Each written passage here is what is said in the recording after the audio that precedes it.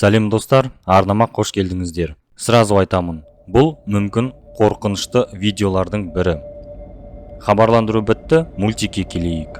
Адам зертханасының ішінде. Қандай жерді көрсететіні анимацияның аты түсіндіреді. Бірақ не болып жатыр? Көрейік. Тордың ар жағында еркектер отыр.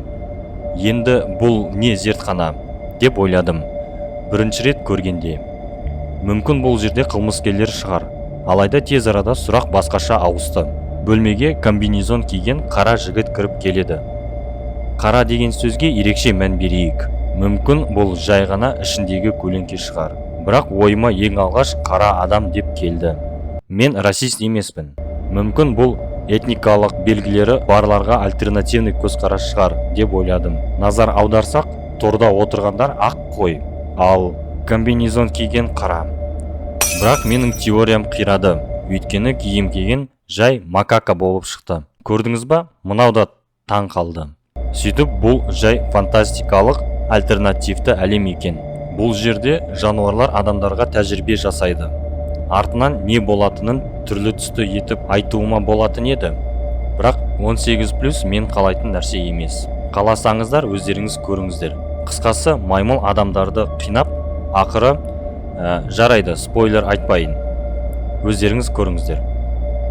Спойлердің несі бар? Қысқасы, маймыл адамды бөлшектеп, басын жарып, артынан от души күледі.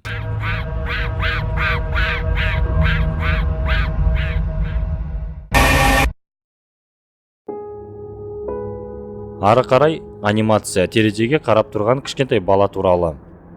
Бос көшелерге. Менің мысығым кейде сөйтеді. Мен негізі кішкентай баланы және мысығымды түсінемін. Өйткені ештеңе болмаса да далада ұсақ заттарға мән бересің. Алайда сол күні ерекшеленді. Бұл көрші терезедегі кішкентай қыз болды. Сыртынан қарасаң, қыз бен ұл бір жаста сияқты. Олар ұзақ тұрмады. Бала далаға ойнауға шығып кетті. 20 ғасырдағы әрбір бұзақы бала сияқты ол рогаткамен мысықтарға ататын. Я, ойлаңыздаршы, ғаламтор, телефон болмаған ежелгі заманда осымен айналысатын. Жақсысы қазір олар бар. Лайк, коммент қалдыруға болады. Так, сөйтіп рогатка.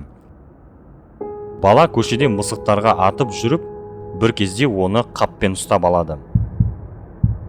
Бұл екі кемпір болып шығады. Өз түрлерімен экраннан мені қорқытып жіберді. Сөйтсе, бала бұл жерде құлдыққа жалғыз емес екен. Және бұл жерде қыз бар екен. Неге екені шашы жоқ. Мүмкін ол ауру шығар деп ойладым. Бірақ, бұл жер күрделі екенін түсіндім. Әрине, қорыққаннан бала жылайды. Бір апа оған да шапалақ беріп кетіп қалады.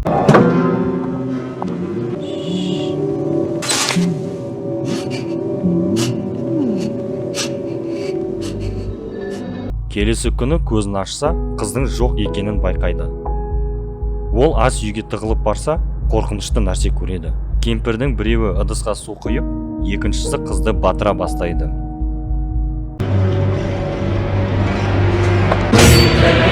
Кемпір оны көрді ма жоқ па белгісіз, алайда бала көргенін ешқашан ұмыта қоймас.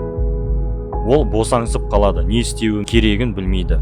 Оны тамақтандырып, жатқызып, осылай күндер өтеді. Бұның барлығы не үшін деп те сұрай алмайды. Кейде оларға бір адамдар келеді. Бірдеңе алу үшін. Ал кейде қашуға тырысады.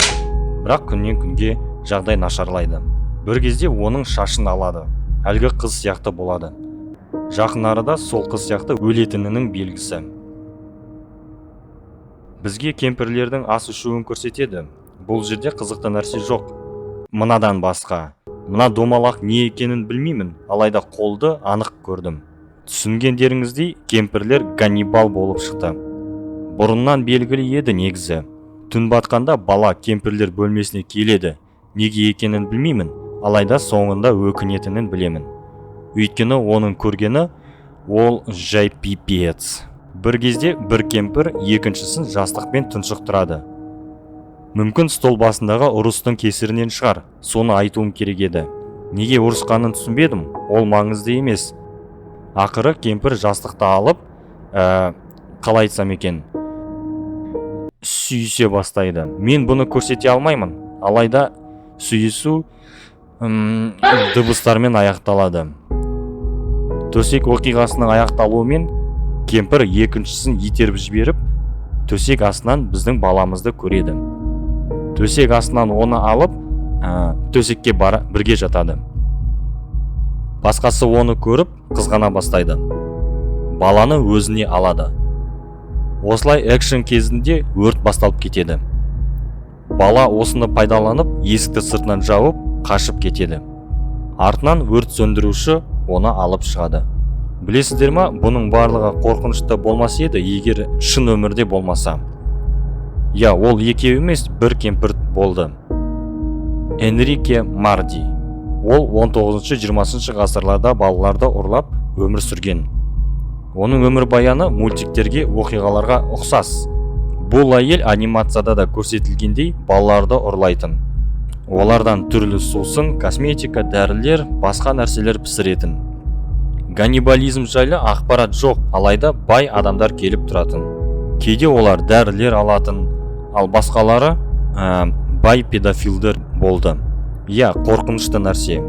Оқиға немен аяқталды десеңіз, Энрике Мардиді түрмеде бірге отырған адам өлтірді. Ол немен айналысқанын білгеннен кейін. Достар, каналымды ақтарып, байқағаным, көп көрермендер қоңыраушаны баспаған екен. Егер мені басқа қызықты контент арасына жоғалтқыларыңыз келмесе, түзеп жіберейік. Және айтайын дегенім, Telegram парақшасы 3000 адам жеткенде қосылады. Бұйырса, барлығы сіздердің қолдарыңызда. Келесі анимация Into Doll деп аталады. Шынымды айтсам, бір рет көріп, түк түсінбедім. Екінші рет көріп, кішкене түсіндім. Алайда түсінбегенге жақын болды. Сосын бірнеше рет қарап, түрлі коммент оқып, көбірек түсіндім, бірақ толық емес. Сөйтіп, балалар алаңынан басталады. Колесо айналып, шіріген әткеншек дауысы, шіріген шөп және жердегі бір тесік. Сол тесіктен біз союз кезіндегі үйге келеміз. Мынау басты кейіпкер. Ол тапсырысты алып, тесіктен ойнап жүрген кішкентай қызды көреді. Ол ұзақ бақылайды. Я, өте жаман оймен. Ой назарын басқа нәрсеге бұруға тырысады.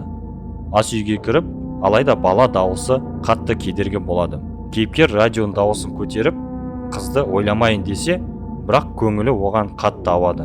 Ол есікті ашайын десе, тұтқа сынады. Есік жоғалып кетіп, орнында кірпіш стенасы шығады.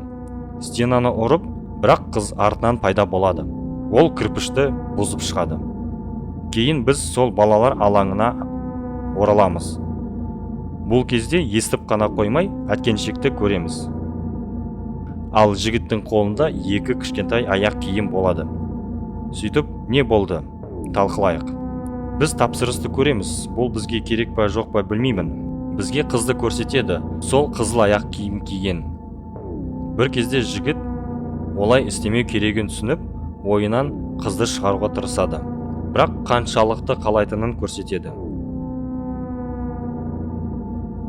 Радио дауысы, басқа нәрселер бұл күнәдан құтқара алмады. Ол өзіне ойдан кірпіш стенасын жасайды. Бірақ қыз ойынан кетпейді.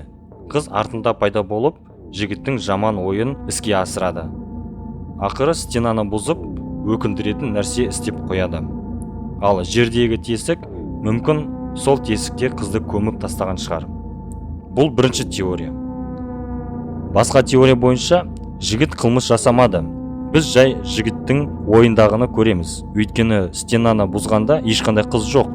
Ал әлгі аяқ киім, ол Алиэкспресстегі тапсырыс. Или типа солай. Әрине, сіздердің ойларыңызды күтемін. Нақты жауабын бере алмаймын. Осымен бітті, достар. Арнаға тіркеліп, комментарий қалдырыңыздар. Қазақша YouTube дамысын.